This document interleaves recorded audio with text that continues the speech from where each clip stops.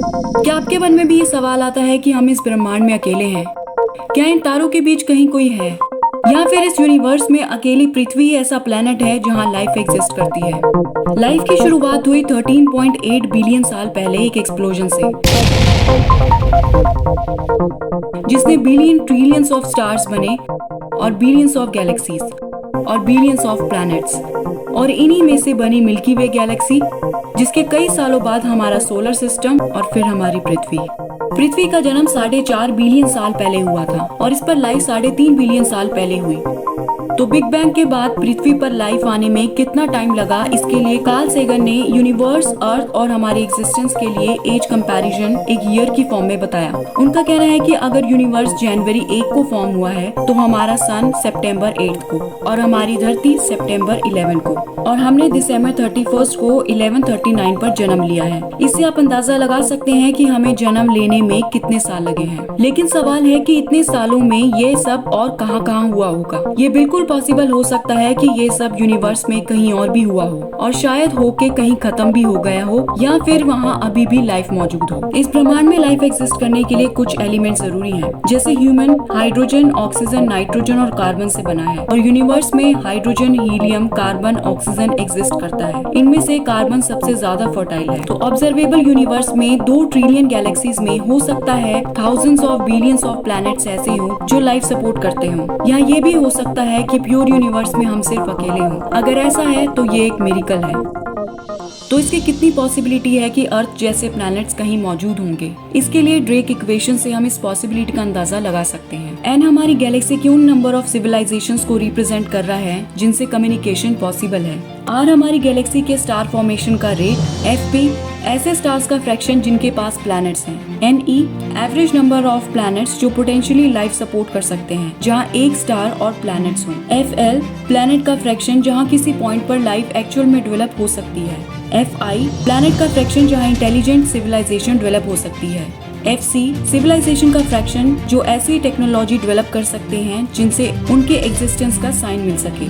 और L time जिसमें ऐसी सिविलाइजेशन डिटेक्टेबल सिग्नल्स को स्पेस में भेज सके। इस इक्वेशन में कई कंपोनेंट्स का आंसर हमारे पास अभी भी नहीं है। अब अगर ऐसी कोई सिविलाइजेशन है तो हम उनसे कांटेक्ट कैसे करें? एक्स्ट्रा टेरेस्ट्रियल इंटेलिजेंस को सर्च करने के 2 तरीके हैं, और ये सर्च सेटी द्वारा की जाती है। SETI stand for search for extra terrestrial intelligence. यहाँ तो रेडियो टेलीस्कोप से कॉस्मिक रेडियो वेव्स को ट्रैक किया जाए, या फिर हम खुद अपने सिग्नल स्पेस में भेजें, जो हो सकता है कोई सिविलाइजेशन रिसीव कर ले। लेकिन इतने बड़े यूनिवर्स में ये कांटेक्ट कैसे हो पाएगा? इसके लिए रेडियो टेलीस्कोप का यूज किया जाता है। ये टेलीस्कोप ब्रह्मांड में मौजूद ऑब्जेक्ट के रेडियो वेव्स को डिटेक्ट करता है। लेकिन इतने बड़े ब्रह्मांड में बिलियंस ऑफ ऑब्जेक्ट्स हैं, हमें कैसे पता चलेगा कि हमें अपने रेडियो टेलीस्कोप को कहाँ पॉइंट करना है? इसके लिए 2009 में नासा ने ह्यूमन की इस खोज को पूरी तरह बदल कर रख दिया, जब नासा ने केपलर स्पेस टेलीस्कोप स्पेस में भेजा, जिससे ये हमें पता चला कि हमें अपना टेलीस्कोप कहाँ पॉइंट करना है। और इस टेलीस्कोप ने हमें आज earth like thousands of planets के बारे में जानने में मदद की। ये एक बड़ा टर्निंग पॉइंट था एक्स्ट्रा टेरेस्ट्रियल लाइफ खोजने का।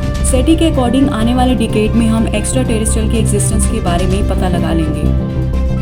इस खोज में अगस्त 15, 1977 को big year radio telescope Ohio state university में एक स्ट्रेंज सिग्नल सजिटेरियस कॉन्स्टेलेशन से आया। ये सिग्नल वाव सिग्नल से जाना जाता है। ये यूजुअल सिग्नल से 30 टाइम्स हाई इंटेंसिटी का था और जिसका ड्यूरेशन 72 सेकंड्स तक रहा। अभी तक जितने भी सिग्नल रिसीव हुए थे उसमें से वाव सिग्नल अब तक का सबसे स्ट्रेंज सिग्नल था, और आज तक इसके एग्जैक्ट ओरिजिन का पता नहीं चल पाया है। साइंटिस्ट ने दोबारा से अपना रेडियो टेलीस्कोप उस ओरिजिन के आसपास पॉइंट किया कि शायद वहाँ से दोबारा कोई सिग्नल मिल सके, लेकिन दोबारा ऐसा कोई सिग्नल नहीं मिल पाया। इसके लिए रेडियो टेलीस्कोप स्काई को दिन रात ट्रैक करते हैं, हर दिन हर साल, इस होप में कि हमें एक्स्ट्रा टेरेस्ट्रियल का कोई साइन मिल जाएगा। अब एक्स्ट्रा टेरेस्ट्रियल इंटेलिजेंस को कांटेक्ट करने का दूसरा तरीका अपनाया गया। इसके लिए 1977 में नासा द्वारा वॉयेजर स्पेसक्राफ्ट से the sounds of the earth नाम के रिकॉर्ड स्पेस में भेजे गए, और इसमें वो सब भेजा गया जो एक्स्ट्रा टेरेस्ट्रियल को हमारी स्पीशीज के बारे में जानना चाहिए। इस रिकॉर्ड में एक साइड दुनिया भर से म्यूजिक,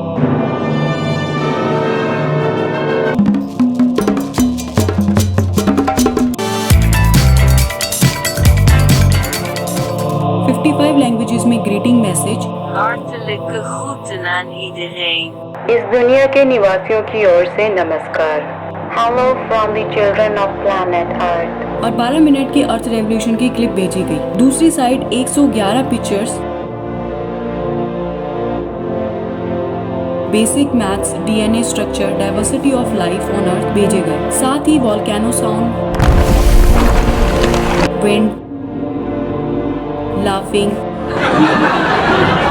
लाइटनिंग, ये सब उस रिकॉर्ड में भेजे गए। इसके साथ नासा ने कुल मिला के 5 ऐसे इंटरस्टेलर सैटेलाइट स्पेस में भेजी।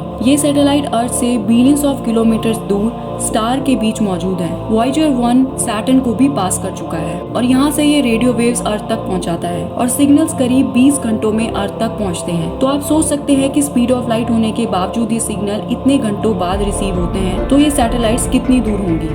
लेकिन क्या गोल्डन रिकॉर्ड के ये मैसेजेस कोई रिसीव करेगा? और जो मैसेज रिसीव करेगा वो कैसा होगा? हो सकता है कि वह बायोलॉजिकल बीइंग ना हो। अर्थ पर हम ये समझ रहे हैं कि कंप्यूटर इतने एडवांस हो गए हैं कि हो सकता है वह टर्म इंटेलिजेंस डिजर्व करते हैं। और अगर हम ऐसी सिविलाइजेशन से कांटेक्ट करते हैं जो थाउजेंड्स और बिलियंस ऑफ ईयर्स हमसे एडवांस हो, तो हो सकता है कि दूसरी साइड जो मौजूद है वो आर्टिफिशियल इंटेलिजेंस हो सकता है इन्होंने अपनी बायोलॉजिकल बॉडी को बहुत पहले ही अबेंडन कर दिया हो और कंप्यूटर बॉडी बना ली हो सकता है उनके पास एक्स्ट्रा ऑर्डिनरी कंप्यूटर पावर हो। तो हो सकता है जो सिग्नल हमें मिल रहे हो वो किसी बायोलॉजिकल बीइंग के ना हो, बल्कि वो किसी मशीन के हो। तो क्या हम सच में इस यूनिवर्स में अकेले नहीं हैं? और अगर दूसरी सिविलाइजेशन एग्जिस्ट करती है तो वह हमसे कांटेक्ट क्यों नहीं कर रहे? वह हमें दिखाई क्यों नहीं देती? या फिर वह हमारे बीच है लेकिन हम जानते नहीं।